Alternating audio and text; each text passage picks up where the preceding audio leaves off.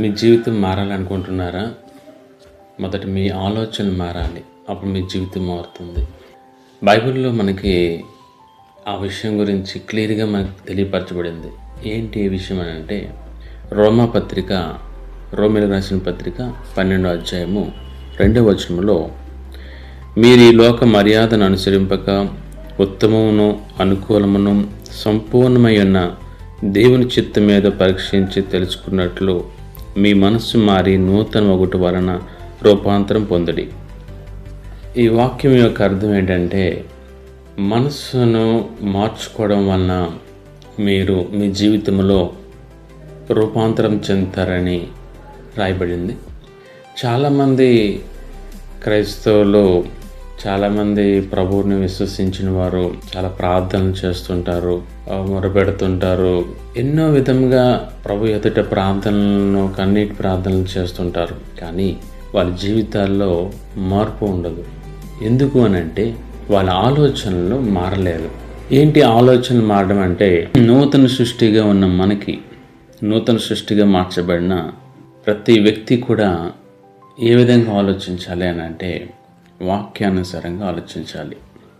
సింపుల్గా చెప్పాలంటే, పాత డేటాని మనం డిలీట్ చేసేసి కొత్త డేటాని మనం పెట్టడం అన్నమాట.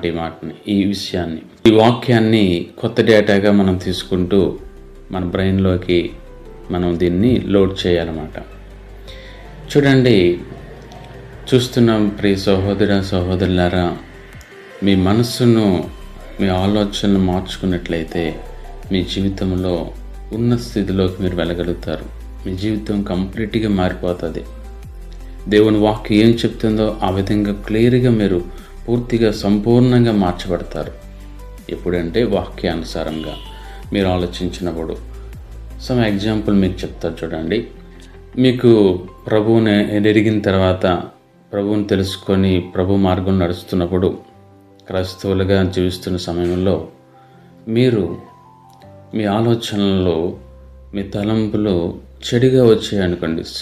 చిన్న ఉదాహరణగా కోపం వచ్చిందనుకోండి, మనము దాని వెంటనే, అది పాత డేటా అన్నమాట. కొత్త డేటాలు ఏంటంటే ప్రేమ మనలో ఉంది. ఆ ప్రేమను కలిగి ఉండడం.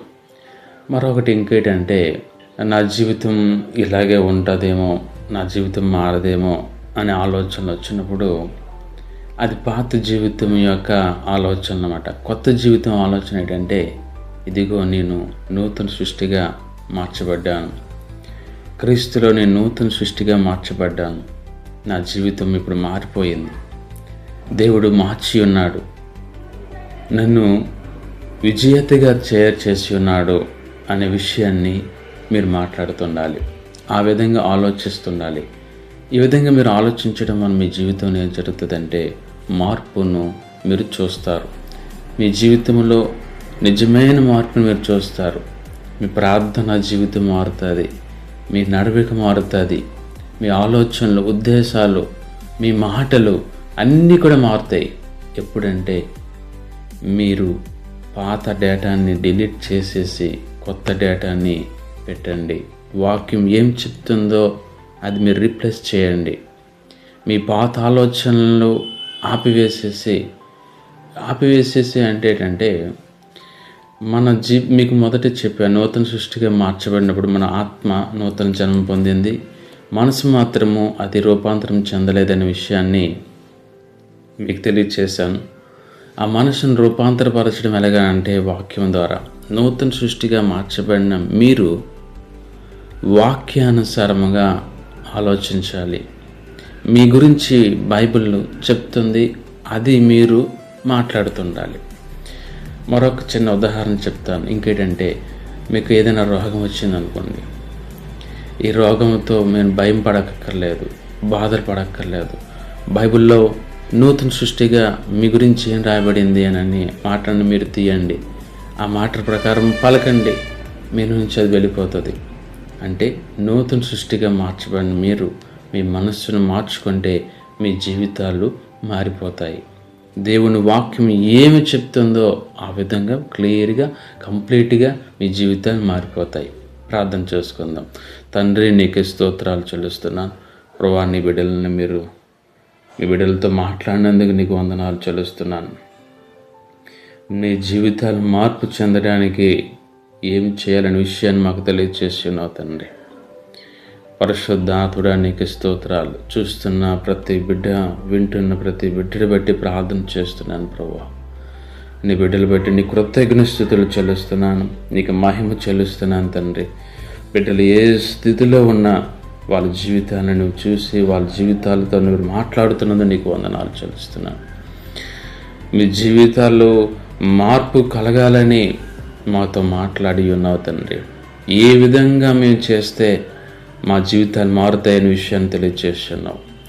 మనస్సుని ఏ విధంగా మార్చుకోవాలనే విషయాన్ని తెలియచేసావు.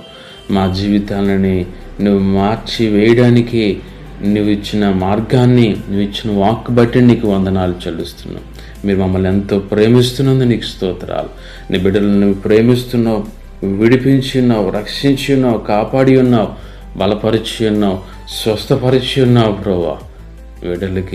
బిడ్డలు బట్టి మరొకసారి నీ కృతజ్ఞతలు చెల్లించుకుంటున్నాను. నీకే మహిమ చెల్లించుకుంటూ ప్రార్థన యేసు నామములో ప్రార్థిస్తున్నాను తండ్రి. ఆమేన్. Praise the Lord. దేవుడు మిమ్మల్ని ప్రేమిస్తున్నాడు. మీకు ఏదైనా ప్రార్థన అవసరమైతే కామెంట్లో ప్రేయర్ అని రాయండి, లేదా నా డైరెక్ట్గా వాట్సాప్ నెంబర్కి మెసేజ్ చేయండి, లేదా కాల్ చేయండి. మీ గురించి ప్రార్థన చేస్తాను. Praise the lord.